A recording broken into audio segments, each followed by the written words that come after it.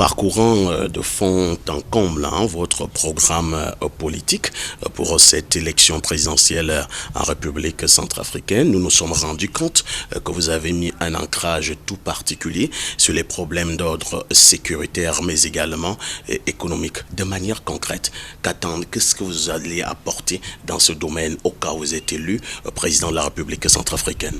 Je pars du principe que le problème centrafricain est essentiellement économique, que cette pauvreté endémique a fait que depuis 30 ans, les hommes politiques en profitent pour instrumentaliser les jeunes. Il y a de la violence. Si chaque jeune centrafricain avait une perspective, vous verrez qu'il sera difficile de l'amener à faire de la violence politique. Donc, mon programme est essentiellement ancré sur la création de richesses. Et pour qu'il y ait création de richesses, il faut que certaines conditions soient réunies.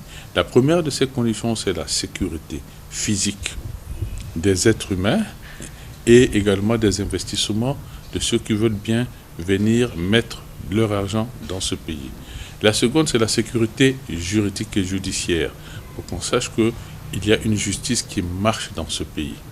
La seconde, c'est une administration bien organisée pour que les hommes d'affaires qui viennent aient en face du répondant. La troisième, c'est un personnel formé, c'est-à-dire des jeunes qui ont reçu la formation nécessaire pour être recrutés par les entreprises. Et puis évidemment, il faut de l'énergie. Nous n'avons pas assez d'offres en énergie électrique. Il en faut beaucoup plus pour que les entreprises viennent. Voilà. Quand vous avez mis ça, vous créez les conditions pour que des entreprises se créent, et par les Centrafricains, et par les Africains des pays voisins, et par d'autres, et par les Occidentaux, les Asiatiques, peu importe. Nous voulons le maximum d'entreprises ici, parce que nous avons les potentialités nécessaires dans tous les domaines pour que ces entreprises se fassent de l'argent, et ça permet à l'État centrafricain d'engranger le maximum de ressources, parce qu'il y aura une croissance qui va s'entretenir, qui sera durable, et cela permettra que les problèmes de pauvreté soient résolus. Les secteurs d'activité sont nombreux, à commencer par l'agriculture, où nous pouvons réellement être le grenier de l'Afrique.